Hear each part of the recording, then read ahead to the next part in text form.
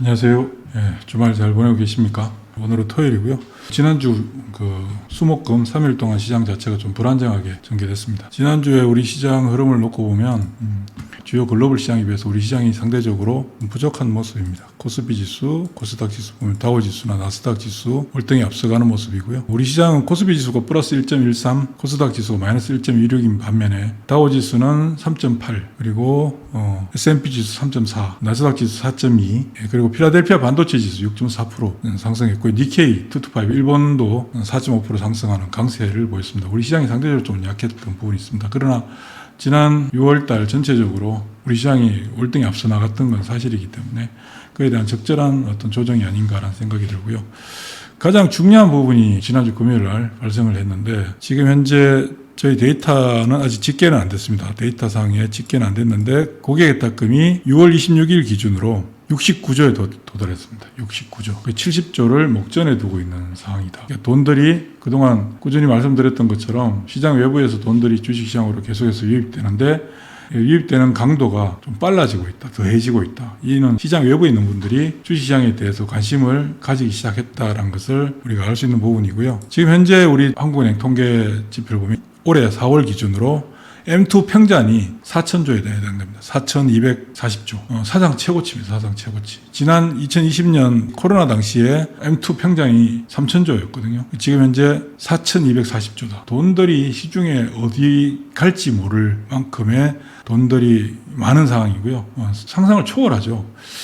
이게 지난 2005년도 당시에 M2 평잔이 900조 정도, 700조에서 900조 정도 올라왔던 시기였는데 그러면서 주식시장이 폭등했는데요. 지금은 M2 평잔이 4,200조에 달하고 있다. 그런데 여기에다 대해서 주식시장으로의 자금 유입에 물꼬를 터주는 정책이 지난주 금요일 날 발표됐습니다. 바로 새 정부의 부동산 정책이죠. 이 부동산 정책의 핵심은 대출 한도 6억 이상 대출 안 된다라는 건데 이거 가지고 이제 막 각종 언론들은 부동산 큰일 났다 막 이런 또 난리 부르스를 치고 있는데 저는 사실 바람직한 현상이다라고 봅니다. 부동산의 기형적으로 자산 비중이 월등히 높은 우리나라의 자산 구조 현황을 놓고 본다면 실질적으로 우리 여러분들 마찬가지겠지만 대부분의 주택을 보유하신 분들은 자산은 높잖아요. 그러니까 우리가 재무제표상의 자산은 뭡니까? 자본과 내동, 순수 내동과 대출, 부채와 자본의 합계가 자산이잖아요. 그러니까 자산은 많아요. 근데 부채도 많아요. 그러니까 실질적인 내 자본의 크기는 작은 거죠. 그러니까 재산은 많은데, 재산을 자산이라고 표현하면 재산은 많은데 실제 자본 활동, 캐피탈 활동이 되게 힘들어요. 그러니까 현금 흐름이 안 좋다는 거죠. 이게 왜 그러냐? 부동산에 자금들이 다 가 있기 때문에 그런 거거든요. 물론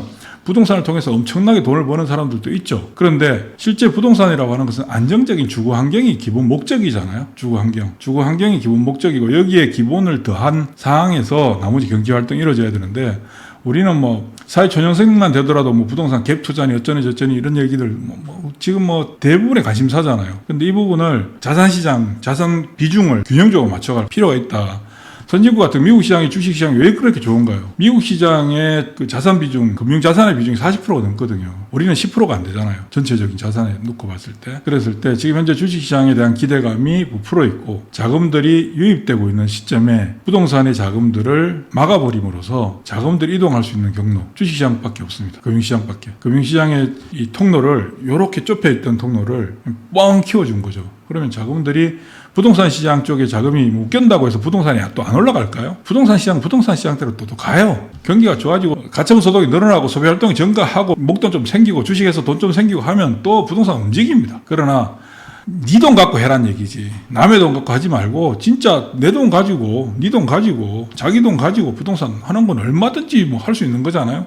근데 계속 갭 투자니 많이 이런 어떤 레버리지를 이용한 부분들, 이 부분을 억제시키겠다는 거니까 주식시장한테는 더 없는 호재다. 강세장에 대한 부분을 강조해 드렸지 않습니까? 시장은 정말 강해지고 있고 시장이 강해지고 나면 돈들이 유입된다. 돈이 유입돼서 시장이 강해지는 건 그 이후의 문제고요. 시장이 선제적으로 먼저 좋아지고 난 후에 돈이 유입되게 됩니다. 그리고 그 돈이 유입되고 나서 돈의 힘에 의해서 그냥 밀어붙이는 상황이 만들어지는데 지금 돈들이 들어오기 시작하는 상황에서 물꼬를 더 터주는 걸 빵 터뜨려주니까 어떻게 되겠습니까? 지난주 수목금 3일 동안 시장이 조금 불안정하게 전개됐는데 지나보면 정말 좋은 기회였구나. 이것도 그렇게 무서워서 벌벌 떨 상황이 아니었구나 라고 인식하게 됩니다. 우리도 금융자산과 실물자산, 부동산 자산의 비중이 어느 정도 균형을 좀 찾아가는 그런 시대에 돌입하기 시작했다. 그 초입 단계다. 그런 상황에서 주식시장이 현재 태동하고 있는 중이다. 우리 시장에서 고객예탁금이 급격히 증가했던 것은 지난 2020년 코로나 이전부터입니다.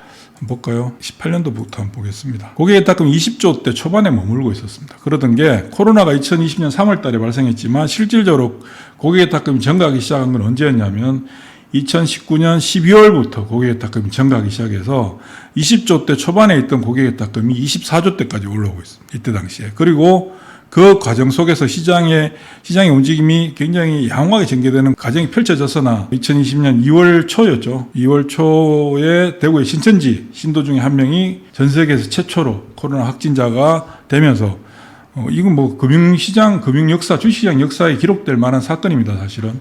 전 세계 금융시장의 폭락을 초래했던 게 우리나라였기 때문에.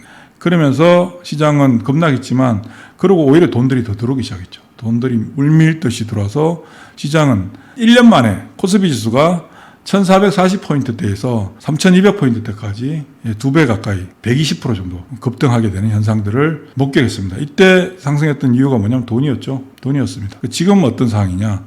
지금 현재 돈들이 들어오고 있는데 아직도 시작 단계에 불과하다. 돈들이 얼마까지 들어오겠다라고 말씀을 드리냐면 고객예탁금이 70조를 넘어서게 되는 순간부터 100조는 금방 넘어가게 될 겁니다. 100조를 넘어가게 되면 150조도 충분히 가능한 상황이 만들어지게 되고요. 그러면 우리 시장 내국인들, 맨날 외국인들 그 헤지펀드들의 그 단기 숏 플레이에서 시장이 올랐다 내렸다 반복적으로 해왔는데 이제 그런 그 짓거리들을 걔네들이 못하게 된다. 왜?